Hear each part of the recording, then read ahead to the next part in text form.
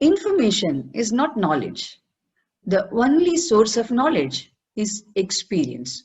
Experience brings in wisdom. Welcome to one and all to Nishta. Nishta is an initiative from SLN Brand Studio LLP to demystifying leadership.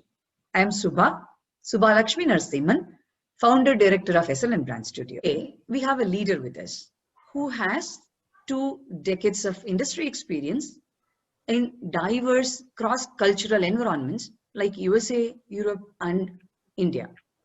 Our guest today is very special. He has played various leadership roles across areas such as manufacturing, design and development of engineering products, materials management, and industrial automation. The major accolades include, but not limited to, building organizations from scratch, developing Manufacturing Center of Excellence, COE, R&D centers, and regional service centers. Our guest today, Mr. Ashok Vasudevan. He is the director at Scientific Tool Manufacturers Private Limited. Earlier, he worked as a managing director at Festo Global Production Center and director and general manager at John Crane Sealing Systems India Private Limited. Ashok has MS in Mechanical Engineering from University of Illinois, Chicago. Warm welcome, Mr. Ashok Vasudevan. Thanks, Shubha. It is indeed my honor and pleasure to be a part of this thought leadership series on demystifying leadership through Nishta. What a lovely name. Thank you. Thank you so much. And the way of introduction, those were very kind words. And I express my gratitude to you for the same. And I feel truly privileged. Thank you. Thank you so much, Ashok. It's completely our honor to have you here on board with Nishta. When we were interacting a few days ago, when I was inviting you to be a part of Nishta, one thing that you said resonated so well with what I serve to my clients. You said, Suba, my passion is always to elevate people. How you have been supporting your teams to build leaders, that is where building an organizational culture with strong values as the foundation becomes very critical. These words, I just picked it like verses from our epics, Ashok. Mm-hmm. You have been in this leadership positions for the past many years now. Can you brief about how you view this leadership, the definition of leadership? How has this evolved all these years? Before I go to answer this question, you said 2 decades, so it makes me really feel old, but I was just joking. But if I look at leadership, say for 2 decades, there is a clear evolution from an autocratic and task-oriented leadership to a participative and people-centric leadership, which we see very prominently today. Yeah. Now, having said that, I am not saying that one is better than the other. Of course, with the times, each style has got its own value. Yeah. But nevertheless, the fundamentals remain the same.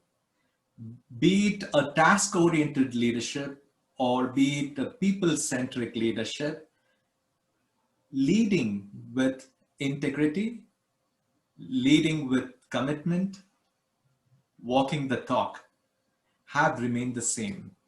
Okay, so the fundamentals have remained the same, but the way we approach being more people-centric with the changing times is how I have seen leadership evolving. This is a beautiful explanation. from task oriented to people centric. Mhm. If one wants to grow, it should be collaborative. It Yeah. should be collaborative leadership, right? So another point that I liked here is how the fundamentals remain the same. Only the approach is changing now, evolving now, whereas the fundamentals remain the same. Also, I see that in organizations, we bring in new processes. There are new dependencies coming in, new capabilities, that are evolving from the leadership viewpoint, right? And there is one more buzzword I would like to, introduce here to our audience as well in our conversation, which is UCA, right? Everybody says we are in UCA world. UCA has become a buzzword. It has started giving different meanings to what we have been seeing in the business environment, right? So being in this UCA scenario, I would like to understand from you, is there any specific capability or capabilities that current leaders must be acquiring or must be having to grow? Sure. That's a very interesting question, Shubha. Thanks for posing that. Yeah. Now, when we talk about the word VUCA, and if I look at the last 12 months during the pandemic situation, the word VUCA fits the bill perfectly. Yeah. And I think there could be no better definition of the situation where it is volatile, uncertain, complex, and to a certain extent making people anxious. Yeah. True that. So coming to your question on what I perceive as the leadership qualities that would fit into this VUCA world, when we talk about a volatile environment, there is a natural tendency to focus on driving for results, Right. driving execution. But it is very, very important that we remain focused on our mission and the vision. Okay. Uh, a volatile situation may drive us to just get on with getting the results, but it should not be at the expense of compromising the values and the mission and vision. Yeah. Very right. Very right. Yeah, Yeah. please. The second point, which I would say, uncertainty.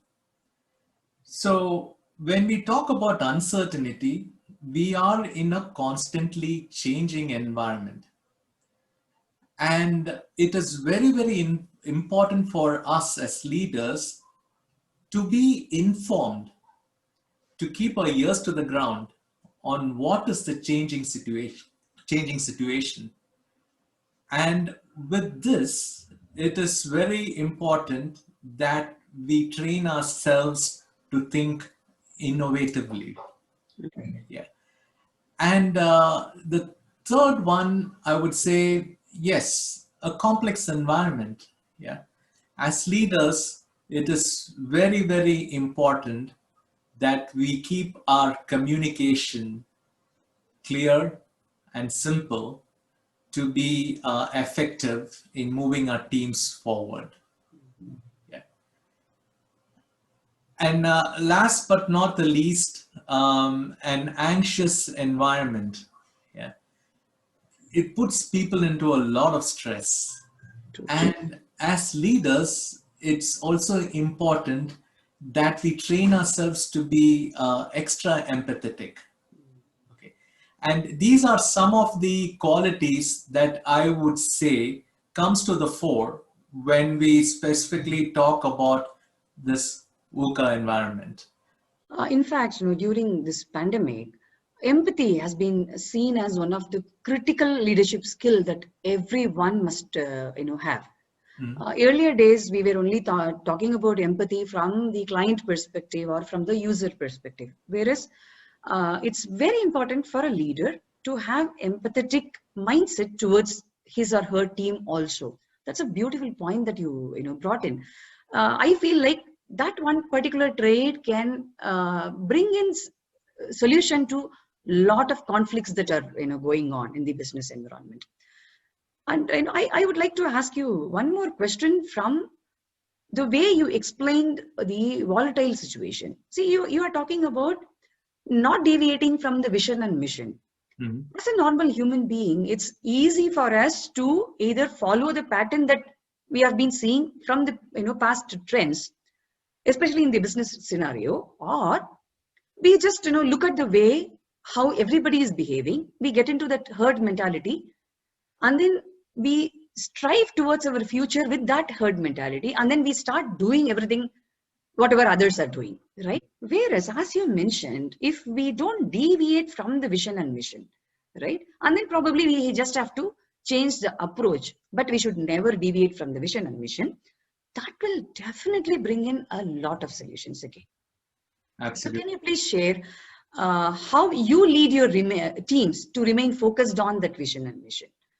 From my own experience, I've had the privilege of working for some wonderful companies like John Crane, Festo, and there has been a long tenure with these companies. The first and foremost thing that I have always set forth to establish for the teams is a clear mission statement. A mission statement should tell why we exist. A vision statement should be where we aspire to grow, and of course followed by strategies as to how to get there. So I am a firm believer of having a mission, vision, and strategies defined. Of course, a strategy can change over time, but the mission and vision more or less remain static. And when we look at giving importance to these, in many a times I've seen during critical decision-making times, right? When we are not able to come to a conclusive decision, always reflecting back on the mission and vision has helped us to come up with answers very clearly. So this is something that I have always adopted, and this is something that I advocate to my mentees, Okay. or have been advocating to my mentees all along. Yeah. So just coming to the next part of the question on the qualities, apart from the leadership qualities which we briefly touched base upon in the previous question. I would say from a leadership perspective, attitude plays a very, very important role. Yeah. And it is very important, apart from the functional expertise which we expect an individual, attitude to remain positive, to stay strong, yes, and having the courage to experiment is very, very important, be it for a starter or even for an experienced leader, which would come of help during the time of crisis. Second, I would say exploiting one's own fullest performance potential. Yeah. This, if I look at a youngster, many a times, it's also due to a lack of experience or lack of clarity, just taking up a job.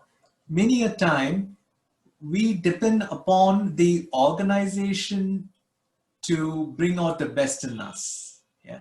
But if we start training as a young individual to look inwards, yeah, and start exploiting our own fullest performance potential, yeah, this can benefit us in the long run, from the formative years to being a mature leader.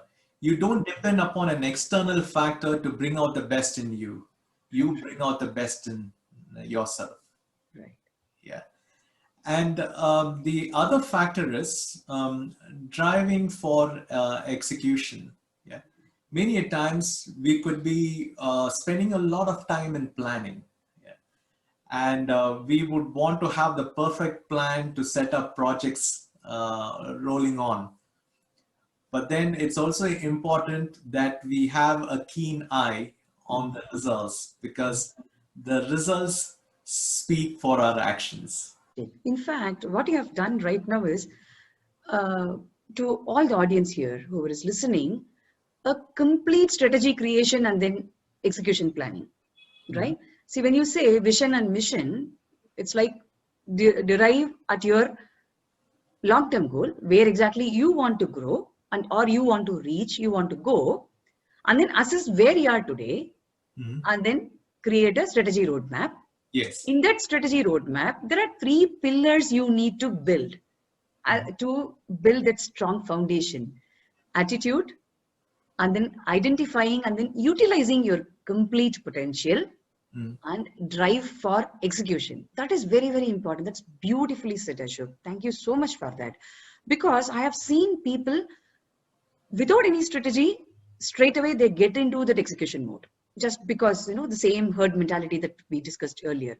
Mm. Okay, my friend is doing this, I'm also doing, right? Mm. Either they get into that execution mode without looking at, how depth the water is, Yes. or they create all the planning strategy part, they do it very, very well. Unless until they execute, they won't be able to see any result. So you have said, beautifully, you have helped all of us to create a strategy as well execute it. What are the key pillars that we need to keep in mind? Thank you so much for that. Thank you, Shubha. Just one point here. Again, I would like to correlate to what we discussed earlier on Mhm, how the leadership has evolved. Yeah. mhm. Yeah. When we talk about empathy, Mm. it is it correlates very nicely to today's environment of people centric. Yeah. So as leaders, this also justifies the people centric style, uh, very much in sync for what it is today. Yeah, because in my opinion, we have a great generation raring to go, and I get very excited when I deal with youngsters, Yes. and for them, I think the right mentorship, the right leadership, with the right people focus is what we as leaders can bring in. Yeah. And I'm sure you have been observing how they are behaving, their attitude, how they are performing, how they are, bringing in results. Is there any, key pointers that you would like to share with them? First and foremost, before looking at someone else, I would look at myself as, do I evoke trust? Am I sounding authentic? Yeah, do I walk the talk? This should be an example for the younger generation. What is the USP we are trying to create? So be authentic, and be trustworthy. Yeah, this would be the fundamental, because if we don't have trust, we cannot become leaders. Or if we don't evoke trust, this has been my experience. Yeah. Right. And while dealing with the younger generation who are naturally inclined to technology, it is important that we be receptive to acknowledging that. And this also gives an opportunity for the mentors, yeah, to learn something new. Yes. Mm. So it is important that we are receptive to their ideas, and thereby bringing in a collaborative approach, focusing on effective mentorship. Mm. Many a times when we talk about mentors, we get the perception that we want to learn something that the mentors have succeeded. Mm. And as mentors also, we are we find it privileged to share our perceived successes. I'm using the words very carefully here. Yes, yes. But I firmly believe that it is important as a mentor, I share my success stories as well as my failures. Okay.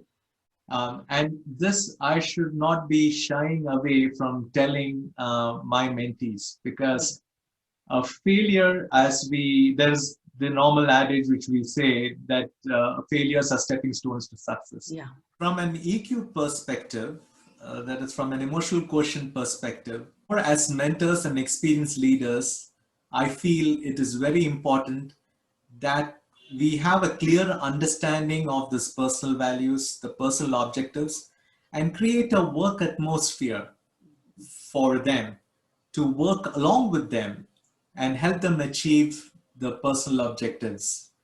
It makes things very simple. Yeah. So it's a journey of discovery, I would say, that people tend to realize by themselves that they are in the right place. And this indirectly also leads to a commitment from the employee to the organization.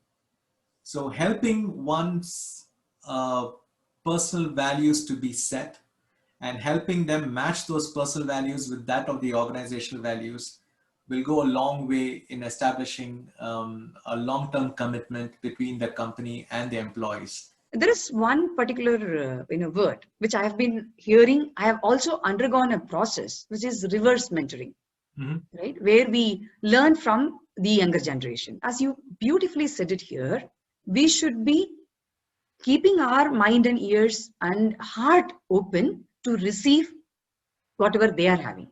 That is also critical for any senior leader today to adapt. So, all thanks to you. Right from having clarity on one's vision and mission, introspection and then reflection, right? That is where everything starts, self-awareness. And then as a leader, when we are leading a team, the relationship should be built on the trust. Correct. Which can be achieved by having a transparency in the processes as well in the communication that we have. And right attitude, ability to exploit one's complete potential, and then drive for execution. As Mark Twain says, kindness is one language that do not need any explanation. Ashok, you have been so kind, answering all my questions with a lot of passion and patience. On behalf of my audience and SLN Brand Studio team, I shower my gratitude for your time, energy, and enthusiasm. Thank you so much, Ashok. Thank you, Shubha. It has been my privilege to at least share my wisdom of 20 years in whatever ways I can. And I would continue on my journey going forward, working with the millennial generation. Thank you for giving me an opportunity to talk to you. Yeah. Hey everyone, great episode, isn't it? I'll be meeting you again with more and more valuable lessons, experiences that helps us all to demystify leadership. Keep learning and growing. Keep sharing the episodes of Nishta and support more leaders to grow. Thank you so much for watching and listening to us.